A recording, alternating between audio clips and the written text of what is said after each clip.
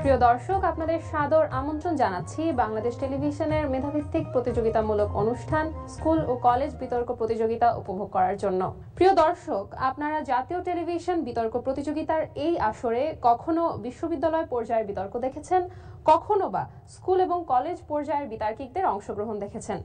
তবে আমাদের চলমান প্রতিযোগিতায় স্কুল ও কলেজ পর্যায়ের অর্থাৎ নবম থেকে দ্বাদশ শ্রেণীর শিক্ষার্থীরা অংশগ্রহণ করবে। তাদের অংশগ্রহণের মাধ্যমে আপনারা যুগপৎ বিনোদনের পাশাপাশি জ্ঞানের দ্বারাও সমৃদ্ধ হবেন। যুক্তির বহমান ধারায় আপনাদের মূল্যবোধকে জাগ্রত করার জন্য আজকের বিতর্কের বিষয় নির্ধারিত হয়েছে ভবিষ্যতে বিশ্বের সকল যুদ্ধই হবে রক্তপাতহীন। যে দুটো ঐতিহ্যবাহী শিক্ষা প্রতিষ্ঠান আজকের বিষয়টিকে কেন্দ্র করে পরস্পরের সাথে যুক্তির দ্বৈরথে লিপ্ত হচ্ছেন তারা হলেন পক্ষে United Public School and College Jamalpur, বিপক্ষে রাজশাহী বিশ্ববিদ্যালয় স্কুল। এবার জেনে আসবো এবং পরিচিত হব সেসব মেধাবী বিতার্কিকদের সাথে যাদের শানিত উচ্চারণে আজকের অনুষ্ঠান হয়ে উঠবে ব্যঞ্জনাময়। পক্ষে রয়েছে আসমাহু সাদিকা সুয়াইবা, নবম শ্রেণী, United Public School and College Jamalpur. Tawhida Islam Himika, নবম শ্রেণী, United Public School and College Jamalpur. Mohammad Irfan Ahmed, দশম শ্রেণী, United Public School and College Jamalpur. Musab Ahmed, দশম শ্রেণী, United Public School and College Jamalpur. Pritam Das, নবম শ্রেণী, United Public School and College Jamalpur. Sheikh Lamia Islam Tulona, দশম শ্রেণী, United Public School and College Jamalpur. Fatema Jannat Lamia, দশম শ্রেণী, United Public School and College Jamalpur. বিপক্ষে রয়েছে মাকতারুদ্দিন খিয়াম, নবম শ্রেণী, রাজশাহী ইউনিভার্সিটি স্কুল, রাজশাহী। মাইশা মেহজাবিন, নবম শ্রেণী, রাজশাহী বিশ্ববিদ্যালয় স্কুল, রাজশাহী। মোহাম্মদ ফাহমিদুর রহমান, নবম শ্রেণী, রাজশাহী বিশ্ববিদ্যালয় স্কুল। এইচ.এম. আহনাফ আকিফ, নবম শ্রেণী, রাজশাহী বিশ্ববিদ্যালয় স্কুল, রাজশাহী। দুটি দলেরই বিতার্কিকদের সার্বক্ষণিক সহায়তার জন্য রয়েছেন দুজন তত্ত্বাবধায়ক শিক্ষক। এখন আমরা তাদের সাথে পরিচিত হব। পক্ষে রয়েছে ইমরান আলম রোজ, প্রভাষক, ইংরেজি বিভাগ, United Public School and College Jamalpur. Sir, আপনার কাছে জানতে চাইবো যে ভবিষ্যতে বিতার্কিকদের লাইব্রেরি মুখী বিতার্কিকরা বেশি হবেন নাকি ইন্টারনেট মুখী হবেন, কি মনে করছেন আপনি? ইন্টারনেটে শিক্ষার্থীরা বেশি আগ্রহী হচ্ছে, কারণ ইন্টারনেটের মাধ্যমে তারা নিজেদেরকে দক্ষ করছে। ঠিক একই রকমভাবে আসলে লাইব্রেরির গুরুত্ব রয়েছে। আমার মনে হয় দুটোর সমন্বয়েই আমাদেরকে এগিয়ে যেতে হবে। বিপক্ষে রয়েছে এস.এম. ফারুক হুসাইন, মডারেটর, রাজশাহী বিশ্ববিদ্যালয় স্কুল ডিবেটিং ক্লাব। স্যার, একইভাবে আপনার কাছেও জানতে চাইবো যে আপনি কি মনে করেন ছাত্রছাত্রীরা ইন্টারনেট মুখী বেশি হচ্ছে নাকি লাইব্রেরি মুখী? শিক্ষার্থীরা ইন্টারনেট মুখী বেশি হচ্ছে, এটা সত্য। তবে গ্রন্থাগারের গুরুত্বকে অস্বীকার করার কোনো উপায় নেই, কারণ ইন্টারনেটে আমরা অনেক সময় ভুল তথ্য পেয়ে থাকি, যেটা গ্রন্থাগারে বা গ্রন্থতে আমাদের সেই জায়গায় বঞ্চিত হওয়ার সুযোগটা কম থাকে। তবে দুটোকে আমাদের গ্রহণ করতে হবে, দুটোর গুরুত্ব অপরিসীম। বিতার্কিকদের অবগতির জন্য এবং আপনাদের জ্ঞাতার্থে জানাচ্ছি যে উভয় দলকে যুক্তিতর্ক উপস্থাপনের জন্য সর্বমোট 19 মিনিট প্রদান করা হবে। অংশগ্রহণকারী দল দুটো নিজেরাই নির্ধারণ করবে যে তারা এই 19 মিনিট সময়ের কতটুকু গঠনমূলক পর্ব এবং কতটুকু যুক্তিখণ্ডন পর্বের জন্য ব্যবহার করবে। তাছাড়া অংশগ্রহণকারী বিতার্কিকেরা কে কত মিনিট বক্তব্য রাখবে সেটিও দলগুলোই নির্ধারণ করবে। যুক্তিখণ্ডন পর্বে প্রয়োজন বোধে উভয় দলই একজন অতিরিক্ত বিতার্কিককে সুযোগ প্রদান করতে পারবে, অথবা গঠনমূলক পর্বের বিতার্কিকদের যে কেউ একজন যুক্তিখণ্ডন করতে পারবেন। প্রত্যেক বিতার্কিকে নির্ধারিত সময়ের 30 সেকেন্ড পূর্বে সতর্কতা সংকেত এবং পূর্ণ সময়ের পর চূড়ান্ত সংকেত প্রদান করা হবে। দর্শক মণ্ডলী, এখন আমরা পরিচিত হব আজকের প্রতিযোগিতার বিজ্ঞ বিচারক প্যানেলের সাথে, যাদের সুচিন্তিত প্রদেয় ব্যালটের দ্বারাই আজকের প্রতিযোগিতার জয় পরাজয় নিষ্পন্ন করা হবে। আমি প্রথমেই মঞ্চে আসন গ্রহণের জন্য অনুরোধ করছি জনাব আনম ফয়জুল হক জুরিক, 1996 সালে অনুষ্ঠিত 14তম জাতীয় টেলিভিশন বিতর্ক প্রতিযোগিতায় চ্যাম্পিয়ন দলের বিতার্কিক এবং সরকারের যুগ্ম সচিব। এরপরে আমন্ত্রণ জানাচ্ছি জনাব রাজীব সরকার, 2007 সালে অনুষ্ঠিত 18তম জাতীয় টেলিভিশন বিতর্ক প্রতিযোগিতায় চ্যাম্পিয়ন দলের দলনেতা এবং ফাইনালের শ্রেষ্ঠ বিতার্কিক। এছাড়া পেশাগতভাবে তিনি সরকারের একজন উপসচিব হিসেবে কর্মরত। এবং সবশেষে আমন্ত্রণ জানাচ্ছি জনাব তানভীর সালেহিন ইমন, 2006 সালে অনুষ্ঠিত 17তম জাতীয় টেলিভিশন বিতর্ক প্রতিযোগিতায় রানার আপ দলের সদস্য। তিনি বাংলাদেশ পুলিশের উপ পুলিশ কমিশনার হিসেবে কর্মরত। বিজ্ঞ বিচারকবৃন্দ একজন বিতার্কিককে তার উপস্থাপনা, উচ্চারণ, ভাষার ব্যবহার, তথ্য ও তথ্যের পরিবেশনা, যুক্তির প্রয়োগ ও খণ্ডন এবং তাদের প্রতি বিচারকদের প্রশ্নের সদুত্তরের উপর ভিত্তি করে নম্বর প্রদান করবেন। আমি প্রথমেই পক্ষ দলের প্রথম বিতার্কিক আসমাহু সাদিকা সোয়াইবাকে তার যুক্তি উপস্থাপনের জন্য অনুরোধ করছি। তার দল থেকে তাকে সময় দেওয়া হয়েছে 5 মিনিট। যুদ্ধ মানেই শত্রু খেলা, যুদ্ধ মানেই আমার প্রতি তোমার অবহেলা। মানব সভ্যতার সূচনা লগ্ন থেকেই যুদ্ধ মানব জীবনের একটি অবিচ্ছেদ্য অংশ। তবে সময়ের সাথে সাথে যুদ্ধের কৌশলে বহু পরিবর্তন এসেছে। যুদ্ধের এই পরিবর্তনশীল বৈশিষ্ট্যকে বিবেচনায় নিয়ে আগামীর যুদ্ধ কেমন হতে পারে তাই নিয়ে আমাদের আজকের বিতর্ক, এবং বিতর্কের বিষয় ভবিষ্যতে বিশ্বের সকল যুদ্ধ হবে রক্তপাতহীন। বাস্তবতার প্রেক্ষাপটে দাঁড়িয়ে আমি এবং আমার দল বিষয়টির পক্ষে অবস্থান করছি। উপস্থিত সকলকে আন্তরিক অভিনন্দন ও শুভেচ্ছা। আজকের বিতর্কের বিষয়ের সাথে সম্পর্কিত যে দিকগুলো সংজ্ঞায়নের দাবি রাখে সেগুলো হলো ভবিষ্যৎ, বিশ্বের সকল যুদ্ধ এবং রক্তপাতহীন যুদ্ধ। ভবিষ্যৎ বলতে আমরা কি বুঝি? অতীত তাড়িয়ে বর্তমানকে মারিয়ে আগামী দিনের সকল ইতি ও নেতিবাচক কর্মকাণ্ডই ভবিষ্যৎ। ভবিষ্যৎ বিভক্ত 3টি ভাগে, যার প্রথমটি অদূর ভবিষ্যৎ, দ্বিতীয়টি সুদূর ভবিষ্যৎ এবং তৃতীয়টি নিকট ভবিষ্যৎ। আজকের বিতর্কের বিষয়ে উল্লেখিত ভবিষ্যৎ দ্বারা আমরা বোঝাচ্ছি অদূর কিংবা সুদূর ভবিষ্যৎকে। পৃথিবীতে প্রযুক্তিগত এতটাই উন্নতি ঘটবে যে পৃথিবীর প্রত্যেকটি যুদ্ধে কোনো রকম রক্তপাত ছাড়াই এক পক্ষ অপর পক্ষকে পরাস্ত করতে সক্ষম হবে। কারণ বিজ্ঞ প্রতিপক্ষ আমরা অতীতকে স্মরণ করি, বর্তমানকে ব্যবহার করি এবং ভবিষ্যতের জন্য অধিকতর উন্নতি কামনা করি। আর এই অধিকতর উন্নতির মাধ্যমেই পৃথিবী সুপ্রতিষ্ঠিত হয়। বিজ্ঞ বিচারক মণ্ডলী এবার বিশ্বের সকল যুদ্ধ কি এবং যুদ্ধ কত প্রকার তার একটি সংক্ষিপ্ত প্রতিচ্ছবি তুলে ধরছি। কোনো গোষ্ঠী বা কোনো রাষ্ট্রের মূল যন্ত্র যখন অন্য কোনো দেশ বা গোষ্ঠীর উপর ঘোষিত কিংবা অঘোষিতভাবে নিজ স্বার্থ সিদ্ধির জন্য আক্রমণ চালায় তাই যুদ্ধ।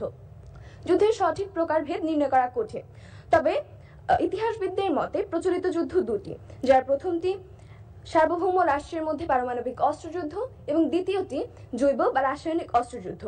এই সকল যুদ্ধ মূলত পরিচালিত হয় অর্থনৈতিক বা বাণিজ্যিক, রাজনৈতিক, গুপ্তচর বৃত্তি, সাইবার ওয়ারফেয়ার বা প্রক্সি এবং সামরিকভাবে। প্রতিপক্ষ বন্ধুরা এবার রক্তপাতহীন যুদ্ধ কি তার একটি স্বচ্ছ ধারণা উপস্থাপন করছি।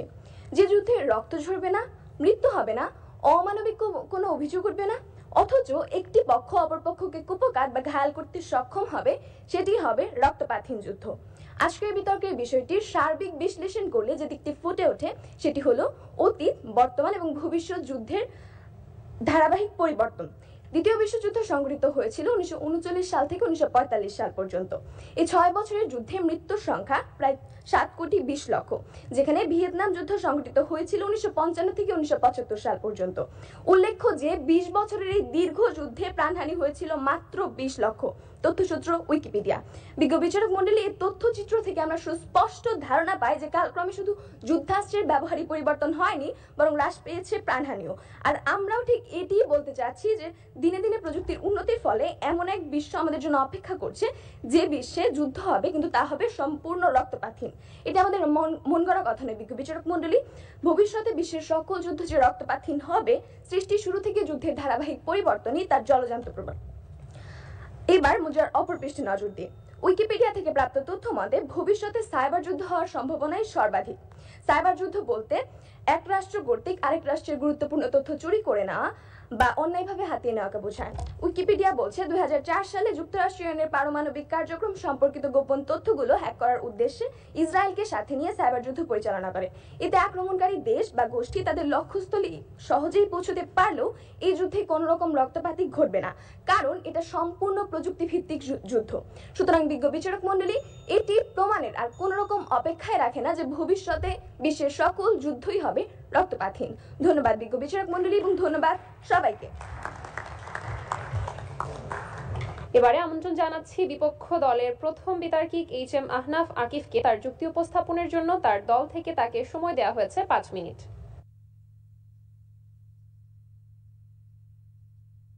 যুদ্ধ মানে সংঘাত, যুদ্ধ মানে দ্বন্দ্ব, যুদ্ধ মানে লড়াই। মানুষ আদিমকাল থেকে কারণে অকারণে লড়াই করেছে। দিনে দিনে পরিবর্তন হয়েছে লড়াই ও যুদ্ধ করার প্রক্রিয়া, কিন্তু তার ভয়াবহতা বেড়েছে, বই কি কমেনি। মানুষ আগে ব্যবহার করতো তলোয়ার, তারপর এলো বন্দুক, এখন বোমা, পারমাণবিক বোমা, মিসাইল, এগুলোর মাধ্যমে যুদ্ধ করে। যদি আমরা লক্ষ্য করি বর্তমানে আমাদের যুদ্ধাস্ত্রগুলো আগের চেয়েও বেশি উন্নত হয়েছে এবং এই সময় আমরা একটি রক্তপাতহীন যুদ্ধের কথা কল্পনা করছি। এই প্রেক্ষাপটে দাঁড়িয়ে আমরা যে বিষয় নিয়ে বিচার করছি তা হলো ভবিষ্যতে সকল যুদ্ধই হবে রক্তপাতহীন। বিজ্ঞ বিচারক মণ্ডলী, আমার প্রতিপক্ষ বন্ধুরা যারা এই অনুষ্ঠান দেখছেন ও শুনছেন, সকলকে আমার এবং আমার দলের পক্ষ থেকে আন্তরিক শুভেচ্ছা ও অভিনন্দন। দলের প্রথম বক্তা হিসেবে আমি বিষয়টির সংজ্ঞায়ন ও বিশ্লেষণ করে যাব। আমার দলের দ্বিতীয় বক্তা এসে তথ্য ও উপাত্ত দিয়ে বুঝিয়ে দিয়ে যাবেন এবং আমার দলের দলনেতা এসে সার্বিক সমন্বয়ের মাধ্যমে এই প্রমাণ করে যাবেন যে ভবিষ্যতে বিশ্বের সকল যুদ্ধই রক্তপাতহীন হবে না। যদি আজকের বিষয়টি নিয়ে আমরা বিশ্লেষণ করি তাহলে 4টি প্রবঞ্চ সংজ্ঞায়নের দাবি রাখে: ভবিষ্যৎ যুদ্ধ, বিশ্বের সকল যুদ্ধ এবং রক্তপাতহীন। আমার প্রতিপক্ষ দলের প্রথম বক্তা বলে দিয়ে গেছেন আমরা এখানে ভবিষ্যৎ বলতে অদূর এবং সুদূর ভবিষ্যৎকে বোঝাচ্ছি। মাননীয় বিজ্ঞ বিচারক মণ্ডলী, লক্ষ্য করুন, যদি আমরা সুদূর ভবিষ্যৎ কল্পনা করি, সুদূর ভবিষ্যৎ কিন্তু আসলে 5000, 500, 1000 দূরের ভবিষ্যৎকে বোঝাচ্ছে। কিন্তু আমরা কিন্তু আসলে জানি না যে পৃথিবী কি আদৌ কি 500 বা 1000 বছর পর্যন্ত কি টিকে থাকবে, তার সম্বন্ধে কিন্তু আমরা জানি না। তাই আমরা এখানে ভবিষ্যৎ বলতে 100 বা 150 বছর পরের পৃথিবীকে বোঝানো হচ্ছে।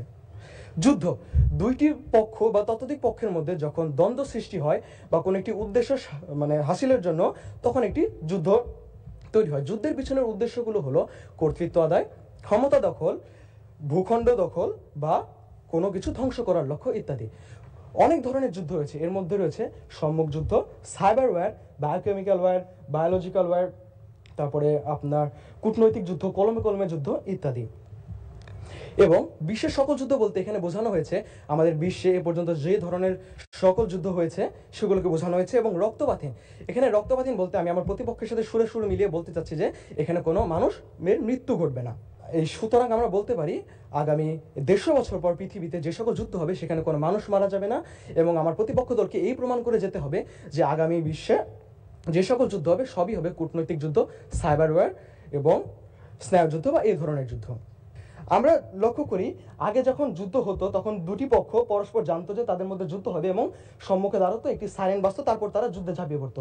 কিন্তু এখন কোন দেশে কার উপর কখন আক্রমণ করে বসে তার সম্বন্ধে কোনো পূর্ব ধারণাই রাখা সম্ভব হচ্ছে না।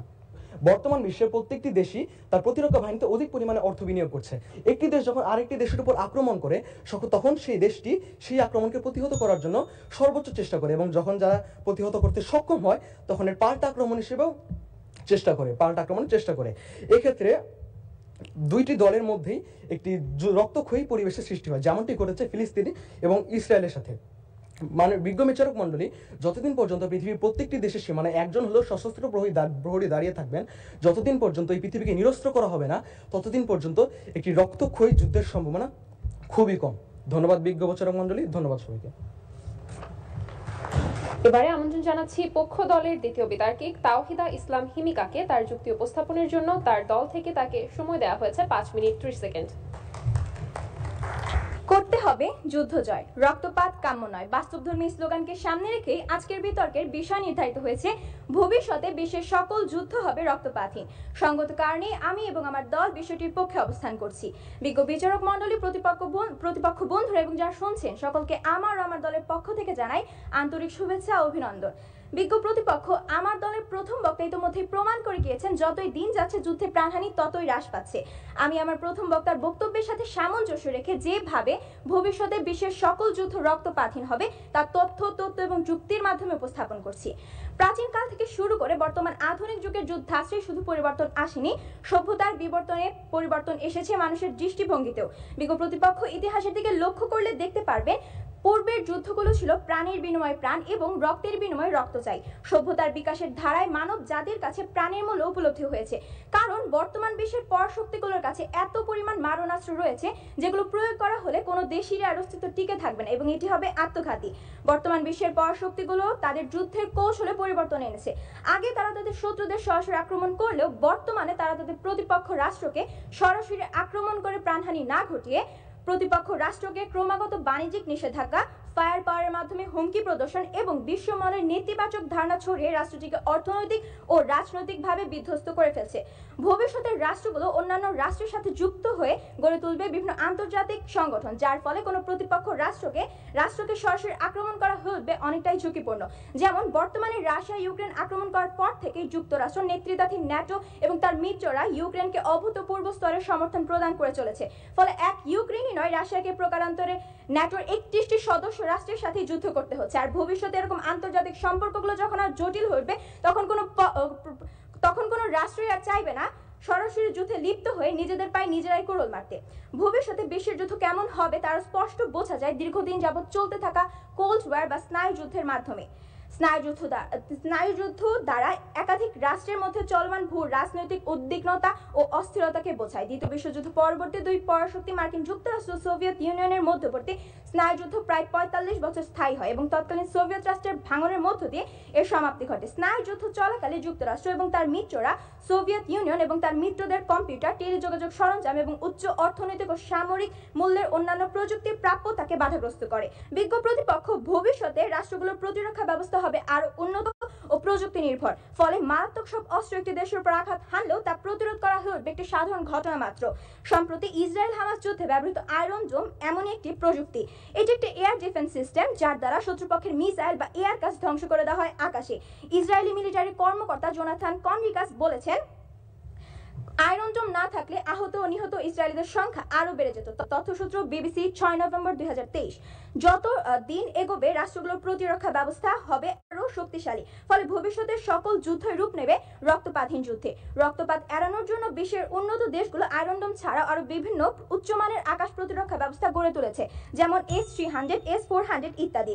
এগুলোর মাধ্যমে শত্রুর আক্রমণকে আকাশে প্রতিহত করা যায় বলে বর্তমানে অতীতের তুলনায় রক্তপাতের প্রবণতা অনেকাংশেই কমে এসেছে। বিজ্ঞ প্রতিপক্ষ যে জার্মানিকে না দ্বিতীয় বিশ্বযুদ্ধে 60 লক্ষ ইহুদিকে হত্যা করে, তারা ইসরায়েল হামাস যুদ্ধে 3 জন ইসরায়েলি জিম্মি মারা যাওয়ার পর নিজেদের অসন্তোষ প্রকাশ করেছে। বিনা রক্তপাতেই তারা তাদের স্বার্থ হাসিল করতে চায়। এর থেকে সুস্পষ্ট প্রমাণ হয় যে ভবিষ্যতে আর রক্তপাত নয়, ভবিষ্যতে বিশ্বের সকল যুদ্ধ হবে রক্তপাতহীন, রক্তপাতহীন এবং রক্তপাতহীন। ধন্যবাদ মাননীয় মডারেটর, ধন্যবাদ সবাইকে। এবারে যুক্তি উপস্থাপনের জন্য আসছেন বিপক্ষ দলের দ্বিতীয় বিতার্কিক মাকসেরাতুন খিয়াম। তার দল থেকে তাকে সময় দেওয়া হয়েছে 5 মিনিট। হায়রে কপাল মন্দ, চোখ থাকিতে অন্ধ, রক্ত খেয়ে জামানায় অজ্ঞমান সন্তন্ত। মাননীয় বিচারক মন্ডলী, ধন্যবাদ আমাকে আমার বক্তব্য উপস্থাপনের সুযোগ করে দেওয়ার জন্য। মাও সেতুং বলে গেছেন, যুদ্ধ হলো রক্তপাতময় রাজনীতি। মাননীয় বিজ্ঞ বিচারক মন্ডলী, আমি বলতে চাই, যুদ্ধের প্রকারভেদে আমরা যখন দেখছি তপ্ত যুদ্ধ বা সম্মুখ যুদ্ধ, সেখানে আমাদের ইতিহাসের পাল্টালে 70% তপ্ত বা সম্মুখ যুদ্ধ।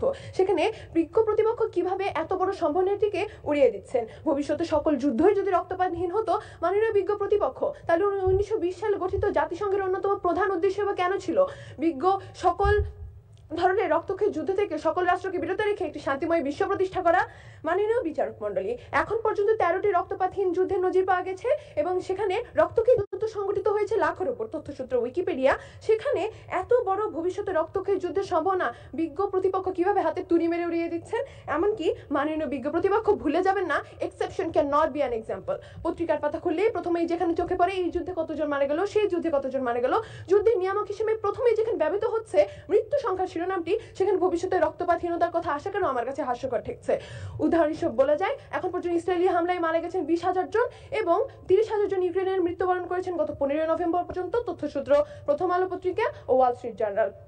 এবার আসছি আমার প্রথম বক্তার বিভিন্ন যুক্তি ও তত্ত্ব বিশ্লেষণের মাধ্যমে। প্রথম যুক্তিটি ছিল মানুষের প্রকৃতিগত স্বভাব ও মূল্যবোধের অবক্ষয়। মানুষ প্রকৃতিগতভাবে তারা প্রতিরোধমুখী। আমার বাড়িতে কোনো ধ্বংসলীলা চালালে আমি আমার সাধ্যমতো তার বিধ্বংসী প্রতিবাদ জানাবো এবং এটাই স্বাভাবিক। আর বর্তমানে মানুষের মূল্যবোধের যে অবক্ষয় ঘটেই চলেছে, তত বর্তমান বিশ্বের দিকে তাকালে আমরা বুঝতে পারছি। 2 নম্বর যুক্তিটি ছিল অপ্রত্যাশিত পরিণতি। মাননীয় সভাপতি, যে যুদ্ধটি বর্তমানে রক্তপাতহীনতার পর্যায়ে রয়েছে, সেটি বর্তমানে গিয়ে রক্তক্ষয়ী পর্যায়ে রূপ নেবে এবং এটাই স্বাভাবিক। বিশ্বের দ্বারপ্রান্তে দাঁড়িয়ে নিজেদের ক্ষমতার নিশান ওড়ানোর জন্য এটি একমাত্র পন্থা। 3 নম্বর যুক্তিটি ছিল বিশ্বব্যাপী যুদ্ধাস্ত্রের বিবর্তন ও প্রতিযোগিতা। মাননীয় বিজ্ঞ প্রতিপক্ষ, যুদ্ধ লাগলে ইউএস এর বিভিন্ন ধরনের অস্ত্র বিনিয়োগ যেন বেড়ে চলে $30 বিলিয়ন কাছাকাছি। 2016 সাল হতে ইউএস এর চুক্তি সমতায় ইসরায়েলকে ব্যয় করছে $38 বিলিয়ন কাছাকাছি। বিভিন্ন ধরনের ক্ষেপণাস্ত্র বিনিয়োগের মাধ্যমে উন্নত থেকে উন্নত রাষ্ট্রসমূহ $205.6 বিলিয়ন পর্যন্ত অর্জন করে চলছে, যা 50 বছর আগে ছিল মাত্র $111.2 বিলিয়ন। তাহলে মাননীয় বিজ্ঞ প্রতিপক্ষ ও মাননীয় সভাপতি বিষয়টি বিশ্লেষণ করবেন। অস্ত্র বিনিয়োগ তো কমছে না, মাননীয় আমাদের বিভিন্ন ধরনের ভয়ঙ্কর ধ্বংসলীলা তো কমছে না, বিধ্বংসী আচরণ তো কমছে না। তাহলে ভবিষ্যতে আমরা কিভাবে আশা করছি যে ভয়াবহতা আরো কমে চলবে। 4 নম্বর যুক্তিটি ছিল প্রতিরক্ষা বাহিনীর প্রতি অধিক মনোযোগ। বিজ্ঞ প্রতিপক্ষ। আপনাদেরকে জানাতে চাই, প্রতিরক্ষা বাহিনীর ক্ষেত্রে এবং সামরিক ক্ষেত্রে ইউএসএ অস্ত্র বিনিয়োগের ক্ষেত্রে সব মিলিয়ে বিনিয়োগ করছে $877 বিলিয়ন কাছাকাছি। মাননীয় বিজ্ঞ প্রতিপক্ষ, প্রযুক্তির মাধ্যমে তো বিভিন্ন অস্ত্র শস্ত্র উন্নত হচ্ছে, তারা সশস্ত্র রোবট ব্যবহার করছে, এআই এর মাধ্যমে বিভিন্ন ক্ষেত্রে নিখুঁত আক্রমণ করে চলেছে। তাহলে সেই ক্ষেত্রে আপনারা কিভাবে তুলে ধরছেন যে প্রযুক্তির উন্নতি আমাদের নানা ক্ষেত্রে এটি আমাদের রক্তপাতহীনতার পর্যায়ে নিয়ে যাচ্ছে? তারপরে আসি তাহলে অর্থনৈতিক যুদ্ধের কথা তুলে ধরলেন মাননীয় বিজ্ঞ প্রতিপক্ষ। অর্থনৈতিক যুদ্ধের পরিণামই হলো আমাদের দুর্ভিক্ষ। এই দুর্ভিক্ষ মানেই তারা এক সময় গিয়ে দুর্ভিক্ষের মাধ্যমে তারা মৃত্যুবরণ করবে, সেখানেই তো রক্তক্ষয়ীটা ঘটছে, সেখানেই তো রক্তপাত ঘটছে, মানুষের মৃত্যু ঘটছে। অর্থাৎ মাননীয় সভাপতি, আমি এটাই জানতে চাই, দুর্যোধন মহাভারতে বলে গেছেন, বিনা যুদ্ধে নাহি দেব সুজাগ্র মেদিনী। মাননীয় বিজ্ঞ প্রতিপক্ষ, রক্তপাতহীন যুদ্ধকে একটি অবৈজ্ঞানিক হাইপোথিসিস ছাড়া আর কিছুর সঙ্গে কল্পনা করা হচ্ছে না। মাননীয় বিজ্ঞ প্রতিপক্ষ, বিতর্ক শুধু কিছু কথার ফুলঝড়ি নয়, রূপকথা দিয়ে কখনো বিতর্ক সম্ভব হয় না। এখন পর্যন্ত রক্তক্ষয়ী যুদ্ধের এত শত প্রস্তুতি কোথায়? রক্তপাতহীন যুদ্ধের প্রতি তো এত শত প্রস্তুতি আমরা দেখতে পাচ্ছি না। এরই মাধ্যমে আমার বক্তব্য শেষ করছি। ধন্যবাদ। এবারে পক্ষ দলের তৃতীয় বিতার্কিক মোহাম্মদ ইরফান আহমেদকে তার যুক্তি উপস্থাপন করার জন্য অনুরোধ করছি। তার দল থেকে তাকে সময় দেওয়া হয়েছে 5 মিনিট 30 সেকেন্ড। শ্রেষ্ঠ বিজয় সেটি যে বিজয়ে যুদ্ধের প্রয়োজন হয় না। বিজ্ঞ বিচারক মণ্ডলী, প্রতিপক্ষ বন্ধুরা, উপস্থিত সুধী, আজকের বিতর্কের বিষয় ভবিষ্যতে বিশ্বের সকল যুদ্ধ হবে রক্তপাতহীন। সঙ্গত কারণেই বিষয়টির পক্ষে অবস্থান করছি। প্রতিপক্ষ বন্ধুরা, যুদ্ধের ভবিষ্যৎ সম্পর্কে জানার আগে আমাদের ভবিষ্যতের বিশ্ব সম্পর্কে জানা অনিবার্য। আর্টিফিশিয়াল ইন্টেলিজেন্স এবং প্রযুক্তিগত বিপ্লবের ফলে অদূর ভবিষ্যতেই বদলে যাবে আমাদের এই পৃথিবী। প্রযুক্তিতে যারা এগিয়ে থাকবে তারাই নেতৃত্ব দিবে পৃথিবীকে, ফলে অনেকটাই বদলে যাবে যুদ্ধের ধরন। 2021 সালের মার্চে যুক্তরাষ্ট্রের ন্যাশনাল ইন্টেলিজেন্স কাউন্সিল কর্তৃক প্রকাশিত দ্য ফিউচার অফ ব্যাটলফিল্ড শীর্ষক প্রতিবেদনে উল্লেখ করা হয়, যুদ্ধের ভবিষ্যৎ ফায়ার পাওয়ারের উপর কম এবং তথ্যের শক্তিতে বেশি নির্ভর করবে। স্বয়ংক্রিয় প্রযুক্তি ও এআই আগামীর যুদ্ধে মূল ভূমিকা পালন করবে। রিপোর্টটিতে এও প্রকাশ পায়, রোবটগুলো এখন সাধারণত মাইন ক্লিয়ারিং এবং বিস্ফোরক নিষ্ক্রিয় করতে ব্যবহার করা হয়। বিভিন্ন সামরিক বাহিনী যুদ্ধে ব্যবহারের উদ্দেশ্যে আরো উন্নত মনুষ্যবিহীন যুদ্ধ তৈরি করছে। বিগত 30 জুন যুক্তরাষ্ট্রের জয়েন্ট চিফ অফ স্টাফের চেয়ারম্যান জেনারেল মার্ক মিলির মতে, আগামী 10-15 বছরের মধ্যে বিশ্বের অগ্রসর সামরিক বাহিনীগুলোর অন্তত 1/3 হবে রোবোটিক। কিছুদিন আগেও যুদ্ধের আগ মুহূর্তে রেকি করতে পাঠানো হতো কোনো সৈন্যকে, কিন্তু এখন শত্রু শিবির নিরীক্ষণের এই কাজটি সম্ভব করছে রাডার, ড্রোন বা স্যাটেলাইট। যুদ্ধে যেসব ট্যাঙ্ক বা বিমান ব্যবহার করা হতো সেগুলো হয়ে পড়ছে আনম্যান্ড বা মনুষ্যবিহীন এবং কৃত্রিম বুদ্ধিমত্তা নির্ভর। 5 জানুয়ারি 2022 বিবিসি এর প্রকাশিত প্রতিবেদনে উঠে আসে, ব্রিটেন প্রতিরক্ষা খাতে ডিজিটাল প্রযুক্তি, আর্টিফিশিয়াল ইন্টেলিজেন্স ও সাইবার প্রযুক্তিতে বাজেট বাড়িয়েছে, পাশাপাশি সনাতনী যুদ্ধাস্ত্র ও সৈন্য সংখ্যার পেছনে ব্যয় বরাদ্দ কমিয়েছে। তাই বলাই যায়, যুদ্ধক্ষেত্রে মানুষের অংশগ্রহণ ও গুরুত্ব ক্রমে কমে আসছে। ভবিষ্যতে বিশ্বের যুদ্ধে কোনো দেশই আর অস্ত্র হাতে মানুষকে পাঠাবে না, বরং যুদ্ধ করবে রোবট সোলজার্স বা স্বয়ংক্রিয় সৈনিকেরা। ফলে যুদ্ধ জয় করতে রক্তপাতের মতো কোনো ঘটনা ঘটবে না। রক্তপাত তখনই হবার সম্ভাবনা বেশি থাকে যখন কোনো বাহিনী গ্রাউন্ড অফেন্সিভে অগ্রসর হয়। সে তুলনায় এয়ার স্ট্রাইকে রক্তপাতের সম্ভাবনা থাকে খুবই কম। বিজ্ঞ প্রতিপক্ষ ইসরায়েল হামাস যুদ্ধে ইসরায়েল যতক্ষণ পর্যন্ত শুধু এয়ার ক্যাম্পেইন চালাচ্ছিল ততক্ষণ তাদের একজন সৈন্যও মারা যায়নি, আর যখনই তারা স্থল অভিযানে যায় তখনই সৈন্য মারা যেতে শুরু করে। বোঝাই যাচ্ছে, যুদ্ধ যতই ভূমি থেকে উপরে উঠতে থাকবে রক্তপাতও ততই কমতে থাকবে। এজন্য ইসরায়েলের মতো দেশগুলো এয়ার সুপারিয়রিটি বা আকাশ নিয়ন্ত্রণের উপর বিশেষভাবে গুরুত্ব আরোপ করছে। বিজ্ঞ বিচারক মণ্ডলী, যুদ্ধ এখন পৃথিবীর সীমানা পেরিয়ে পৌঁছে যাচ্ছে মহাকাশে। আর মহাকাশ যুদ্ধ মানুষে মানুষে নয়, বরং এটি সংঘটিত হবে স্যাটেলাইট বনাম স্যাটেলাইট, মিসাইল বনাম ইন্টারসেপ্টর মিসাইলে। নিশ্চিতভাবেই বলা যায়, প্রযুক্তি যেভাবে দুর্বার গতিতে এগিয়ে চলছে তাতে ভবিষ্যতে ইলেকট্রনিক যুদ্ধের বিস্তৃতি ঘটবে আরো ব্যাপকভাবে। সামরিক বাহিনীর যোগাযোগ ও শনাক্তকরণ ক্ষমতা ধ্বংস করে দিতে পারলে সেই বাহিনী স্বাভাবিকভাবেই হয়ে পড়বে মনস্তাত্ত্বিকভাবে দুর্বল। এতে ব্যাপক প্রাণহানি ঘটানোর কোনো প্রয়োজন পড়বে না। এরপরে যদি আমার প্রতিপক্ষ বন্ধুরা রক্তপাতের কথা বলতে গিয়ে বিশ্বের যুদ্ধবাজ রাষ্ট্রগুলোর উদাহরণ টানেন, তাহলে তাদের কল্যাণার্থে আগেই পরিচয় করিয়ে দিচ্ছি ভবিষ্যতের যুদ্ধ কেমন হতে পারে এই নিয়ে রাশিয়ার একটি ভিন্নধর্মী মতবাদ, নিউ জেনারেশন ওয়ারফেয়ার সম্পর্কে। অনেক বিশ্লেষক 2014 সালে রাশিয়ানদের ক্রিমিয়া দখল এবং ডনবাসের যুদ্ধকে নিউ জেনারেশন ওয়ারফেয়ারের নীতির আলোকে প্রতিষ্ঠিত বলে মনে করেন।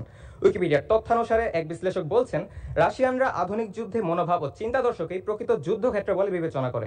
ফলে নতুন প্রজন্মের যুদ্ধে মনস্তাত্ত্বিক ও তথ্য যুদ্ধই বেশি প্রাধান্য পাবে। নৈতিক ও আদর্শগতভাবে সেনাবহর এবং সাধারণ জনগণকে দুর্বল করাই হবে যুদ্ধের প্রধান দর্শন।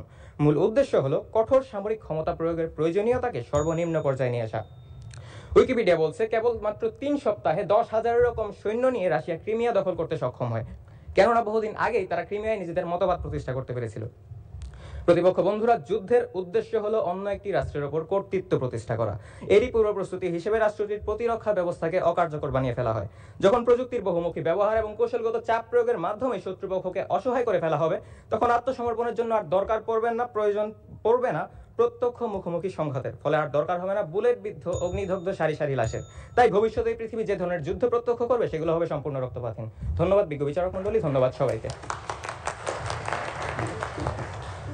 এবারে আমন্ত্রণ জানাচ্ছি বিপক্ষ দলের তৃতীয় বিতার্কিক মাইশা মেহজাবিনকে তার যুক্তি উপস্থাপন করার জন্য। তার দল থেকে তাকে সময় দেওয়া হয়েছে 5 মিনিট।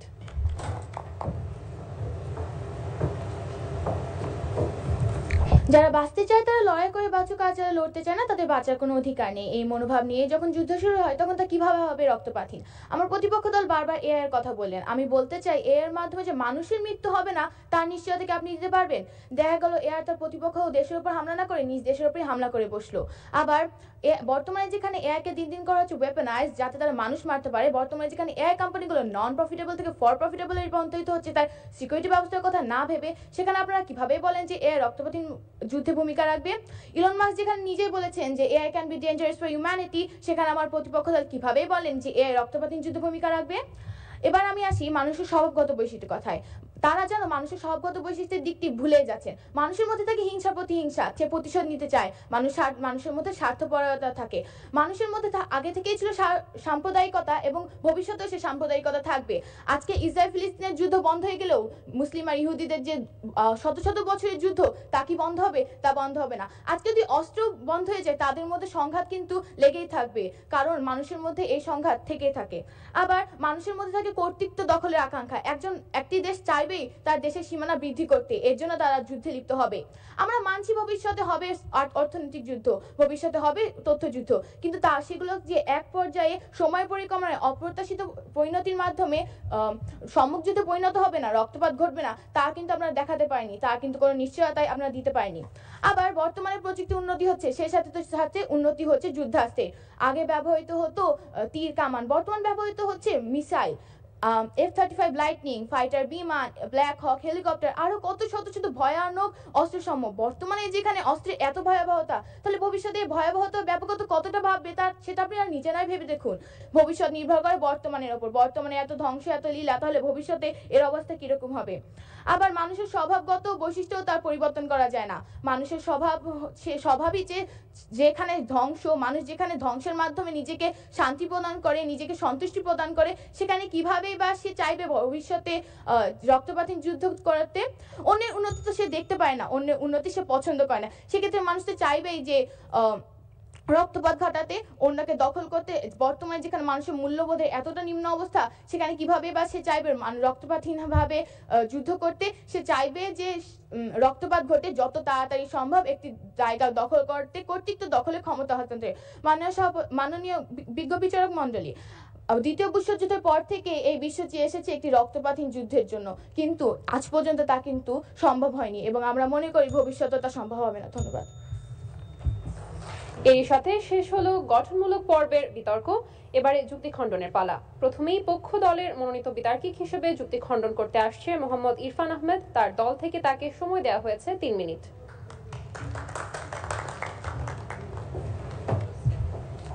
আমরা আমাদের প্রতিপক্ষ দলের কাছ থেকে আশা করেছিলাম তারা আমাদের আজকের বিতর্কের বিষয়বস্তু সম্পৃক্ত দিকগুলোর একটি যথার্থ সংজ্ঞায়ন করে যাবেন, কিন্তু তাদের প্রথম বক্তা এসে বলে গেলেন 500 বা 1000 বছর পর পৃথিবী টিকে থাকবে কিনা তাই সন্দেহ।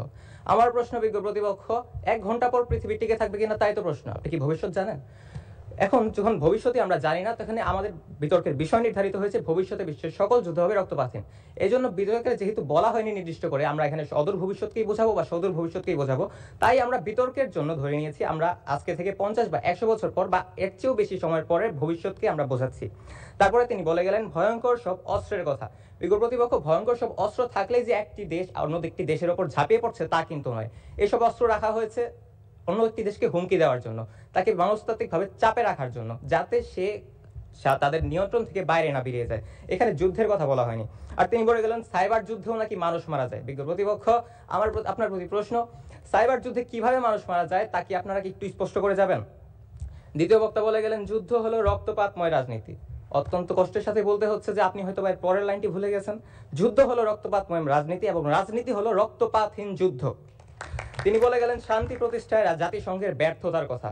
বিজ্ঞ প্রতিপক্ষ, আজকের বিতর্কের বিষয়ে মোটেও শান্তি প্রতিষ্ঠা বলা হয়নি, বরং আজকে বলা হয়েছে যে ভবিষ্যতের বিশ্ব রক্তপাতহীন হবে নাকি রক্তপাতময় হবে। বিজ্ঞ প্রতিপক্ষ আপনারা বলে গেলেন যতদিন মানুষের স্বভাব পরিবর্তন হবে না ততদিন রক্তপাতহীন যুদ্ধ হবে না। তাহলে আপনার দলের দ্বিতীয় বক্তা কিভাবে বলে গেল বর্তমানেই 17টি যুদ্ধ রক্তপাতহীন হয়েছে? মানুষের স্বভাব কি পরিবর্তন হয়ে গেছে? বিজ্ঞ প্রতিপক্ষ আজকের বিতর্কের সাথে বিষয় সংশ্লিষ্ট না রেখে বারবার অতীত এবং বর্তমানকে টেনে আনছেন। কিন্তু আমাদের আজকের বিতর্কের বিষয় ভবিষ্যতে বিশ্বের সকল যুদ্ধ হবে রক্তপাতহীন। আমরা যেহেতু ভবিষ্যতে বোঝাচ্ছি, বর্তমানে প্রযুক্তিগত উন্নয়নের গতিটি এতই দ্রুততর যে ভবিষ্যতে প্রযুক্তি এমন দ্রুত গতিতে এগোবে যে তখন যুদ্ধ জয় করতে মানুষের মৃত্যুর কোনো প্রয়োজন হবে না। সেখানে এক প্রযুক্তি অন্য প্রযুক্তিকে ধ্বংস করে দিয়েই অন্য একটি দেশের ওপর কর্তৃত্ব প্রতিষ্ঠা করা সম্ভব হবে। তাই আজকের বিতর্কের সাথে সংশ্লিষ্ট দিকটি হলো ভবিষ্যৎ। আর আপনারা বারবার অতীত এবং বর্তমানকে নিয়ে যেই বিতর্কের সাথে অস্পষ্ট দিকটি তৈরি করছেন তা আমি মনে করি বর্তমানে আজকের বিতর্কের বিষয়ের সাথে মোটেও সামঞ্জস্যপূর্ণ নয়। ধন্যবাদ বিজ্ঞ বিচারক মণ্ডলী।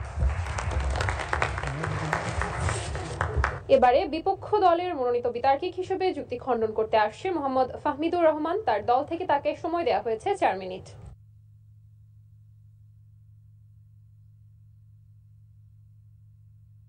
আমি নদীকে প্রশ্ন করলাম তুমি বহমান কেন? সে বলল এটাই আমার বৈশিষ্ট্য। আমি সূর্যকে প্রশ্ন করলাম তুমি আলো দাও কেন? সেও বলল এটাই আমার বৈশিষ্ট্য। আমি যদি আমার প্রতিপক্ষ দলকে প্রশ্ন করি আপনারা জেনে বুঝেও আমাদের বিরোধিতা করছেন কেন, তারা বলবে এটাই তাদের বৈশিষ্ট্য। ধন্যবাদ বিজ্ঞ বিচারক মণ্ডলী আমাকে যুক্তি খণ্ডন পর্বে সুযোগ প্রদানের জন্য। প্রথমে আসছি প্রতিপক্ষের কয়েকটি যুক্তিতে। প্রতিপক্ষ বারবার সাইবার ওয়ারের কথা বলেছেন। আমরা মেনে নিচ্ছি সাইবার ওয়ার হবে, ভবিষ্যতেও সেটি চলবে। অতীতেও চলেছে, বর্তমানে হচ্ছে, ভবিষ্যতেও হবে। কিন্তু সাইবার ওয়ার যে কখনো সম্মুখ যুদ্ধ বা রক্তপাত যুক্ত যুদ্ধের দিকে ঠেলে দেয় না এর কিন্তু কোনো নিশ্চয়তা নেই। কেননা যখন আপনার দেশে একটি সাইবার প্ল্যাটফর্মে অ্যাটাক করা হবে তখন যদি আপনার সামরিক খাত বা সামরিক দিকটা যদি বেশি উন্নত হয় তাহলে কেন আপনি সেই দেশকে পাল্টা আক্রমণ করবেন না আপনার মিসাইল দিয়ে? দ্বিতীয়ত তারা পরাশক্তির কথা বলেছে।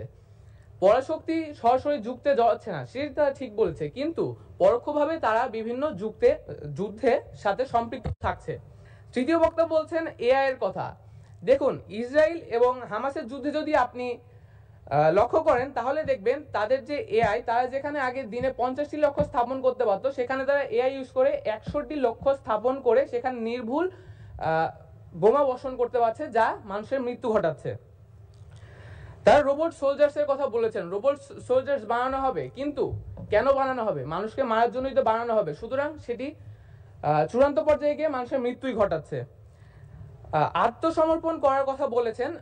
যদি সাইবারের মাধ্যমে আপনি একটা দেশের মানুষকে আত্মসমর্পণ করাতে পারেন তাহলে তো এখানে আমরা যদি দেখি আপনার যতক্ষণ পর্যন্ত জীবন থাকবে ততক্ষণ আপনি কেন আত্মসমর্পণ করবেন? আমরা তো আমাদের মুক্তিযুদ্ধে দেখতে পারি। আমরা কি জানতাম না যে পাকিস্তানিদের থেকে আমাদের শক্তি কম বা সরঞ্জাম কম, কিন্তু তারপরে তো আমরা আত্মসমর্পণ করিনি।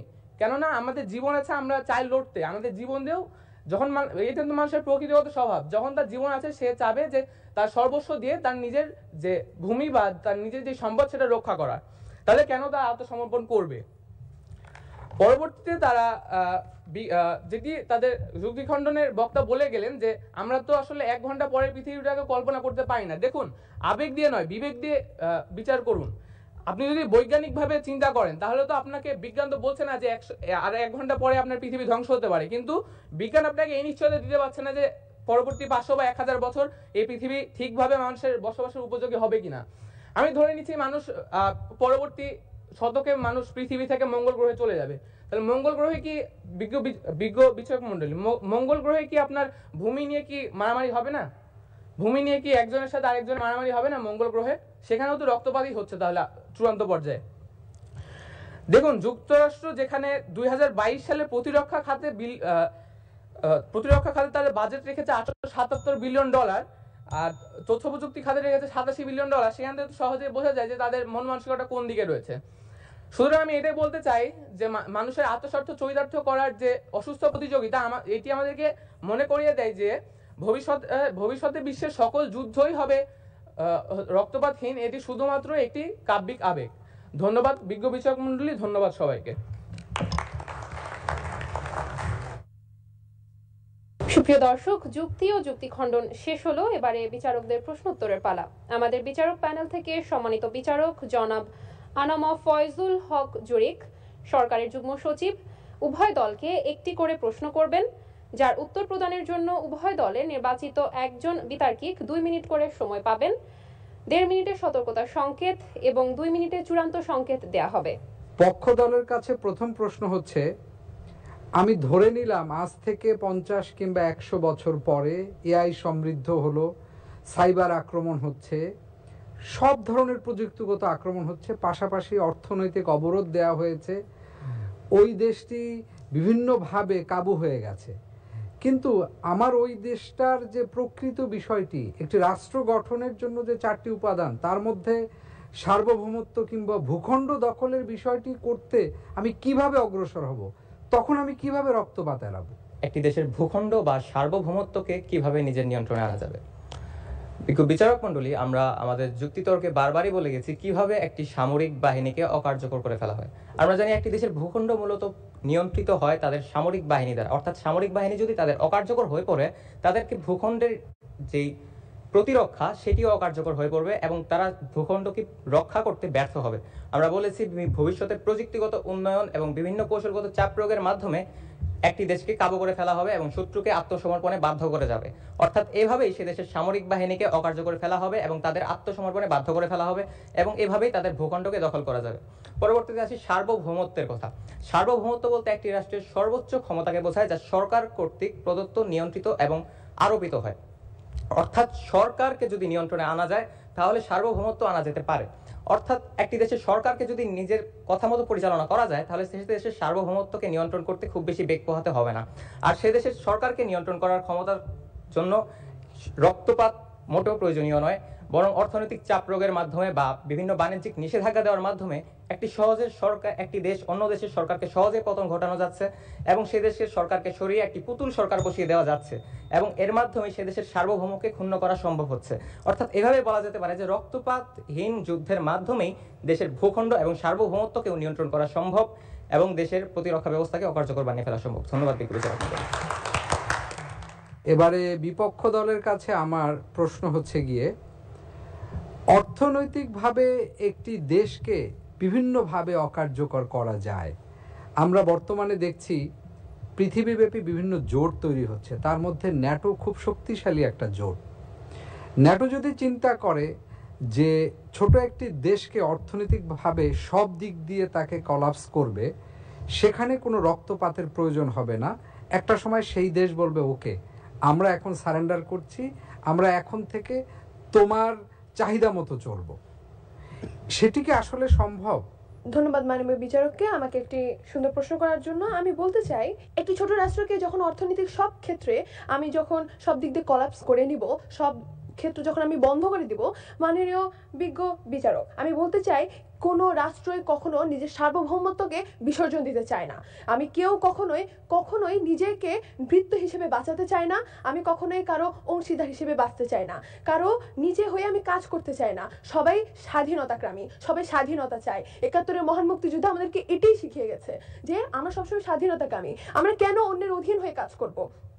মাননীয় বিজ্ঞ বিচারক, আমি সেটাই বলতে চাই যে অর্থনৈতিক ক্ষেত্রে যখন সবকিছুতে আমাকে বন্ধ করে দেওয়া হবে, সেখানে দুর্ভিক্ষের উৎপত্তি অবশ্যই ঘটবে, যেটি আমরা 71-এর মনন্তরের ক্ষেত্রে আমরা দেখতে পাচ্ছি। সেখানে আমাদের দুর্ভিক্ষ যখন ঘটে থাকবে, মানুষ যখন খেতে পাবে না, সেখানে রক্তপাত কেন হবে না? সেখানে মানুষ কেন মৃত্যুবরণ করবে না? এত শত মানুষ যখন আমাদের ব্রিটিশ আমলে মৃত্যুবরণ করেছে দুর্ভিক্ষের কারণে, সেখানে এখন কেন সেটি সম্ভব হবে না? মাননীয় বিজ্ঞ বিচারক, আমি এটাই বলতে চাচ্ছি যে মানুষ নিজের সর্বোচ্চ দিয়ে নিজেদের প্রাণটুকু, নিজেদের ভূমিটুকু রক্ষা করতে চায়। আমরা একজন বাঙালি জাতি হয়ে সেটাই বিশ্বাস করে চলেছি এবং আমি এটাই বলতে চাচ্ছি যে আমরা যখন চলচ্চিত্র সমূহের দিকে নজর দিই, যখন সেখানে আত্মসমর্পণের সর্বশেষ পর্যায়ে গিয়েও হাতে একটি রাইফেলের মাধ্যমে আমি আমার শত্রুকে পরাস্ত করতে চাচ্ছি, আমি আমার শত্রুকে আক্রমণ করতে চাচ্ছি, সেখানে আমি নিজের সর্বস্বটুকু দিতে চাচ্ছি, কেননা এরই মাধ্যমে আমি চাই আমার নিজেকে রক্ষা করতে। আমি কখনো অন্যের অধীন হয়ে কাজ করতে চাবো না।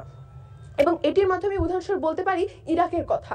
ইরাককে তো সকল অর্থনৈতিক ক্ষেত্রে দিয়ে বন্ধ করার মাধ্যমে এটি কখনো সম্ভব হয়নি। তারা কি আমাদের অধীনে কাজ করেছে? মাননীয় বিজ্ঞ বিচারক, আমি এটিই বলতে চাচ্ছি, অর্থনৈতিক ক্ষেত্রে রক্তপাতহীনতা কখনোই সম্ভব হয় না।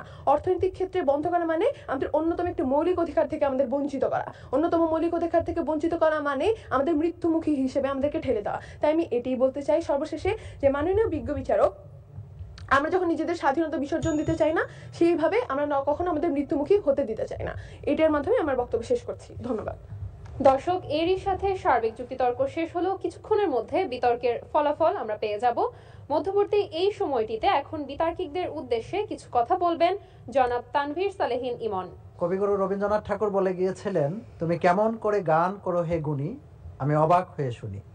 তা আমরা আজকে আমাদের নবীন বিতার্কিকদের তাদের শব্দের মায়াজাল, বাক্যের অবয়ব, যুক্তি গঠন, তথ্য উপস্থাপনা সহ সামগ্রিক যে বিতর্কটি ছিল সেটি আমরা উপভোগ করেছি। আজকের যে বিষয়টি ছিল, ভবিষ্যতে বিশ্বের সকল যুদ্ধই হবে রক্তপাতবিহীন। তো আমার কাছে মনে হয়েছে দুটি দলেই তাদের যার যার অবস্থান থেকে তাদের পক্ষে বিষয়বস্তুটিকে উপস্থাপন করার চেষ্টা করেছে।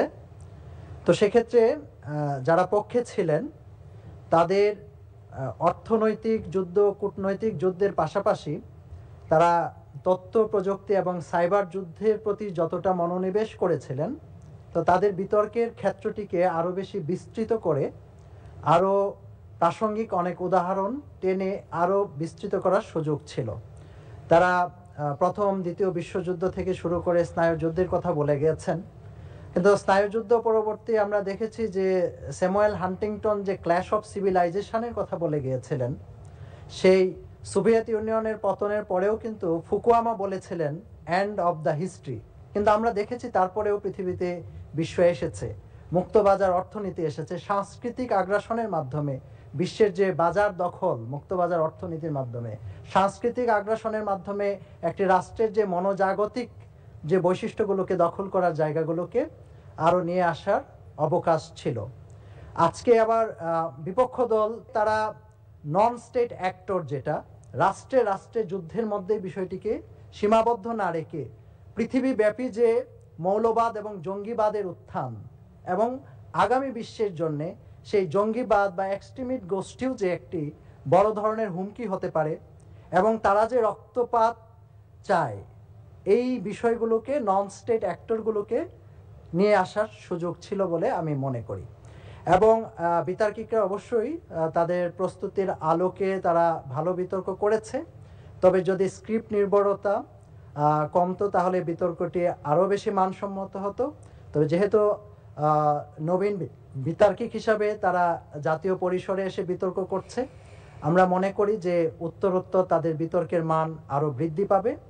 আর বিষয়টি আসলে দু দলের জন্যেই সমান সুযোগ ছিল ভবিষ্যতে তারা অভিজ্ঞতার আলোকে।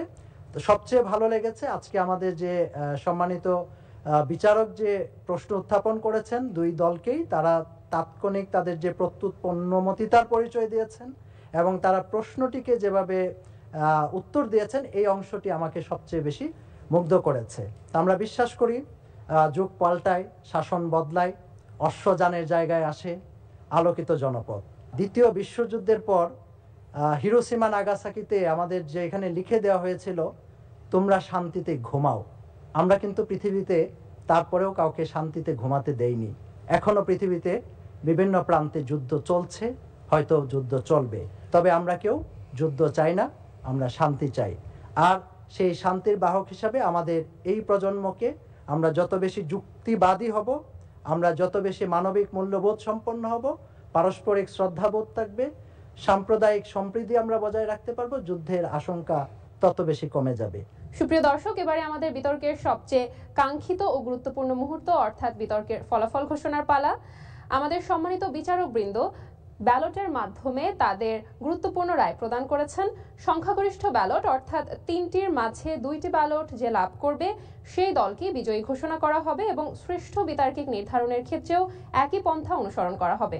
আমি এখন ব্যালটগুলো সংগ্রহ করে নিচ্ছি।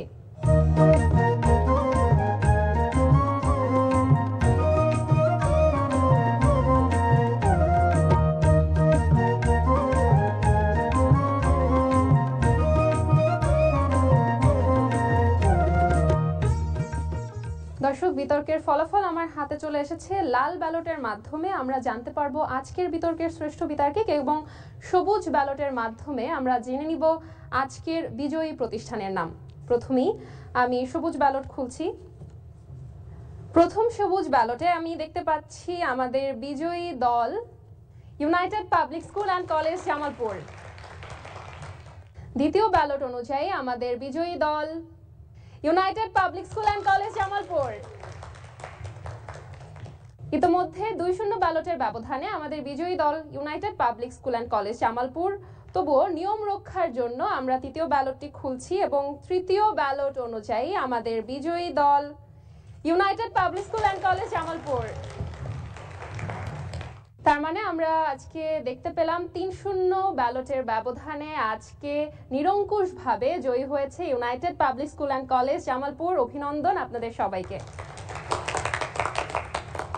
এবারে জেনে নেওয়ার পালা আজকের শ্রেষ্ঠ বিতার্কিক কে হলেন তার নাম।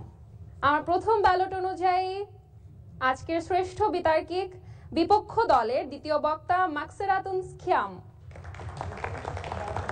দ্বিতীয় ব্যালট অনুযায়ী আজকের বিতর্কের শ্রেষ্ঠ বিতার্কিক বিপক্ষ দলের দ্বিতীয় বক্তা মাকসেরাতুন খিয়াম। 3টি ব্যালটের মধ্যে 2টি ব্যালট অনুযায়ী আজকের বিতর্কের আমাদের শ্রেষ্ঠ বক্তা বিপক্ষ দলের দ্বিতীয় বিতার্কিক মাকসেরাতুন খিয়াম। অভিনন্দন আপনাকে। এবারে নিয়ম রক্ষার্থে তৃতীয় ব্যালটটি খুলে নিচ্ছি এবং তৃতীয় ব্যালট অনুযায়ী আমাদের শ্রেষ্ঠ বিতার্কিক পক্ষ দলের তৃতীয় বক্তা ইরফান আহমেদ। অভিনন্দন আপনাদের সবাইকে। সুপ্রিয় দর্শক, আজকের জয়ী দল United Public School and College Jamalpur এবং বিপক্ষ দল থেকে অর্থাৎ রাজশাহী ইউনিভার্সিটি স্কুল থেকে আমাদের শ্রেষ্ঠ বিতার্কিক মাকসেরাতুন খিয়াম। অর্থাৎ 2 দল থেকেই কিন্তু আমরা পেয়ে গিয়েছি এক দলকে জয়ী এবং আরেক দল থেকে আমরা পেয়ে গিয়েছি শ্রেষ্ঠ বিতার্কিক। আশা করছি 2 দলই অনেক বেশি খুশি।